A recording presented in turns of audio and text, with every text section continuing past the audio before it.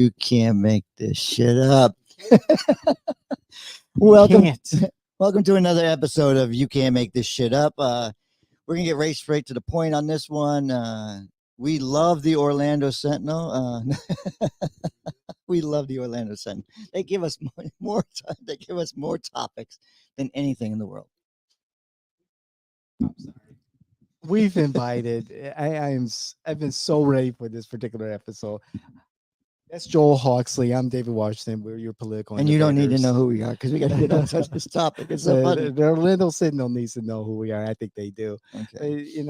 We invited Chris, Chris. the op-ed editorial chief. I've sent an email. Mhm. I've talked to her, and she said she would right when we met her. waiting. But we're gonna go ahead with Scott Maxwell. I invited Scott Maxwell. waiting. He was the only one from the Sentinel that actually responded and said, thank you, but I can't. And I don't know why I can't because his excuses didn't make sense. But you know what? It's Maxwell. He thinks more of himself than he does of you, the citizen. So we know they have a very busy newsroom. yeah, it's very busy. I mean, at least they can afford this one, right? Right, exactly. They're not getting thrown out or evicted.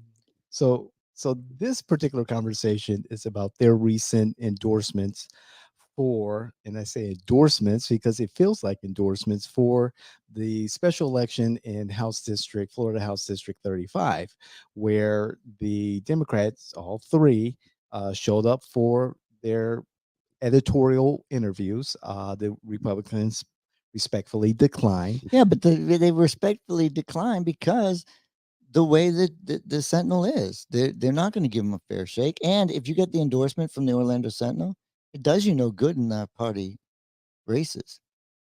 Okay, so knowing that, they don't go anymore, right? Many more. So there are many Republicans more are not going to go as long as they keep writing the shit they're writing, the way they're writing it.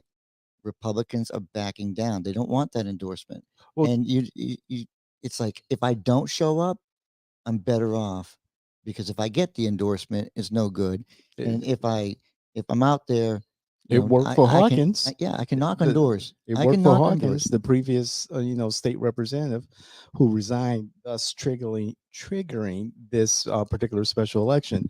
And now I'm beginning to understand why some parties in the conservative circles, and even some in the liberal circles, are saying that don't trust the media, because I believe that the Senate could have done a better job and being more definitive in their endorsement in the Democratic primary. Yeah, well, let's talk about that because it's not only they don't only in there they show favoritism to the person they picked because they had her as a finalist for the Sentinel's 2022 Central Floridian of the Year. Right, and that was, a popularity contest, and exactly that's what I'm saying. And I mean, when you look at it, granted, her achievements are commendable. However, do they reach the level that a position like representing tens and tens and tens of thousands of people warrant an endorsement? Well, this is the case, David. Yeah. Guzman, I'll say that because I don't think we mentioned names yet. Guzman got the endorsement. Marushi Guzman got the endorsement by a hair, they said. In other words, they really wanted to endorse Rishi Baga, but they showed favoritism to Placencia's wife. Right. Well, and in full disclosure, we here at Jane Washington, we are the campaign managers for the Rishi Baga campaign. Yeah, so more you than anybody else. They don't they don't let me touch too much up with it. and yes, I'm involved in the daily going ons of the campaign. So full transparency and full disclosure, JW represents the campaign. However, my point of view is towards how the Orlando Sentinel handled this particular endorsement and to try to have it both ways. If you are going to make such so much noise about how a particular candidate is the future leadership, but you support another because of their ties to the opposing party, well, that just doesn't make sense. That's why there is an opposing But party. see, they don't, David, here's the thing. They don't care what they wrote before. Hmm. The same editorial board met with Rishi Baga and Tom Keene, and they sat there, they had a conversation, and they endorsed Rishi Baga. The same principles that you endorsed him on In 2022. in 2022 should be in the consideration. But this thing reads like, well, she was a finalist on our Sentinel thing, and it's a, we like them both, but no, be serious. Like, where did did Rishi do something different this time? No, but you did. You did as a newspaper because you didn't back up what you said the first time, and then put the standard out there because there's no standard in this thing. Right. I am still, as you were speaking, I'm still thinking about where was the thinking, where was the rationale for making that headline, for making the decision, and then it goes back to me thinking again how this is emblematic of how far removed the Orlando Sentinel is to the community, to what's happening in these districts, in House District 35, and what their relationships are with the people in these in this community. That screamed at me, and the disconnect for the leading media publication, print publication in this area, is disappointing. And again, my concern is with the media. And this example, this endorsement is an example of the failure of local media for whatever reasons, the lack of interest, the lack of funding, et cetera, et cetera. So I've tried to be very nice to the Sentinel. I've always been available to them. When I was the executive director for the Republican Party in Orange County, I was always friendly with Lemon Jello, uh, one of the political reporters.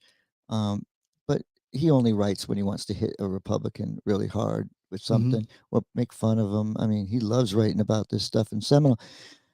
But he's not on the editorial board. The person who's on the editorial board is Maxwell. Is Scott Maxwell, right? He's Well, one of no, actually, he he's not on there. sits in on the interviews, but there's three others. Chris Right. is one of No, them, I'm just but he sits in right. He sits and asks in, questions. but he's I don't know if he's part of the yeah, decision he's part making. of the decision process, as far as as far as I remember. But it just doesn't matter. It's just like is what is your endorsement? Your endorsement basically says it doesn't matter. Right. It That's says where we walk it away says from it. it says it doesn't matter who It's you not vote for. definitive, right? It's not definitive, and it's just like it seems like it came down to a coin toss. You should have just said we don't have any endorsement in this because we like these two candidates very much. That means Tom Keene, guess what? You didn't get our endorsement before, you're not getting it again, Mhm. but these two I like. But to endorse one over the other if you like both of them, Right. be be solid on your choice, right? This was by a hair. What's that hair? What was the determining Right. factor that leaned towards Guzman? I just want to know. And I have a right to know because this is a newspaper Exactly. that Right. I I want to I know what the pay hair is. money. Unfortunately, I'm one of the Republicans that pays money to read your rag. Right. I want to know what the hair is, and it, it it's disappointing. Like you said, the lack of definitiveness, and that's what people want. And it's not I a mean, Scott Maxwell is very definitive in his stances and in his conversations with his readers, and that's what I was expecting, some definitiveness. Like, these are the reasons why. If you saw the debate that was sponsored by the Sentinel and Spectrum 13, I Mhm, did. I saw it from behind the scenes. mhm. I watched it It was from home. very clear what the Sentinel said about Baga, and having a clear grasp of the issues and having leadership qualities Now, and being very firm in his democratic values. And we're not and that's part of the problem, is that we get these mealy mouth, candidates who are not definitive, who are not giving their parties what they want, giving their communities what they want, and it's a crap shot or crapshoot, whatever you call it. a crapshoot. I think Thank that you. I don't When they gamble, go so to Tallahassee. yeah. But here's for me as a Republican, it just reinforces the fact that I know why the Republicans did what they did. It still gives the advantage to the person that I believe has the advantage in that race. Scotty Moore is literally, doing everything in his power to, you know, beat up on the reputation Hmm. of his opponent. Sure. That means you're desperate, and, Right. and I'm sorry, but that's what it looks like. But you want to basically give this election away because Guzman didn't show up to run against Hawkins. That's She correct. wasn't brave enough to take on the sitting representative. No, Tom because Keene, Tom Keene and Rishi Baga were there. well, And now, David, and I'm not this is not me being supportive of Rishi, it's me being supportive of, if you want to win, you pick the person that the name recognition's already there. sure. You get the person that could have beaten Hawkins because he stood up to Hawkins. Not wait till, oh, no, Placencia and Hawkins are friends, and now all of a sudden he's not in the equation. You can run now, and And, that's and that's my the point. failure, right? That's my That's the point. failure of the Orlando Signal, and not either one You didn't weigh understanding everything. that and explain that to She's a great their person. public, sure, or just ignoring the fact that there are those relationships that go beyond just the marriage to Placencia, being sister-in-law to Representative Susan Placencia. There's a prior relationship with Fred Hawkins that wasn't brought up. That should be brought up, and it's just disappointing that, again, the Orlando Signals seem to have walked up to that line, but refused to give a full throated, um, definitive endorsement and But they say, can't. "Hey, this is where we stand. This is a Democrat. This is the endorsement for the Democrat of the Democratic primary. This is your true Democrat. This is the real Democrat. This is the one that you all will come out to vote for." Nope, they don't want anybody to come out to vote. I guess so. With that lame, mealy mouth Yeah, I mean, look, this is a endorsement. I mean, that did. if I you're don't know. talking if Maybe they're talking pulse, they're all in. They're talking about ooh, they're talking about subjects that they care about. They're right. all in. But when it comes to the subjects that we care about as citizens, like I got an election coming up, and I turned to my newspaper that's supposed to do an excellent interview, Hmm. and they're supposed to give me a solid answer. You didn't get that. You got, well, we really don't want to hurt anybody's feelings. That's how I read it. I'm sorry, David. I know it's a issue. It's an issue. I know our client. It's not about our client right this second. Right. It's about if the Orlando Sentinel wants to be credible. If the Orlando Sentinel wants people to read and get that, maintain that, you know, standing in our community, they need to start answering the questions that we need answered. Mhm. Maxwell tries, but if that's the only person addressing it, I'm done, but I have to because I have to keep up with the news. I wouldn't pay for this. Right. I wouldn't pay for this newspaper. Right. I would go to the News 2. I would go to West 2. I go to, Channel 6. I go to, Channel 9. I just go to Channel 35. I don't want to miss anybody because they'll get mad at me, the local. But It's we have so much local news coverage, and it's all lacks. It all lacks because they're all trying to focus on the national. And when you finally have an issue that's local and really affects us, more important. more important than anything else, you give You us, get this lackluster. well, thank you for the flowers, but they die. Yeah. It's kind of how it feels. I'm left wanting more, like that thing. More, more. Give me more.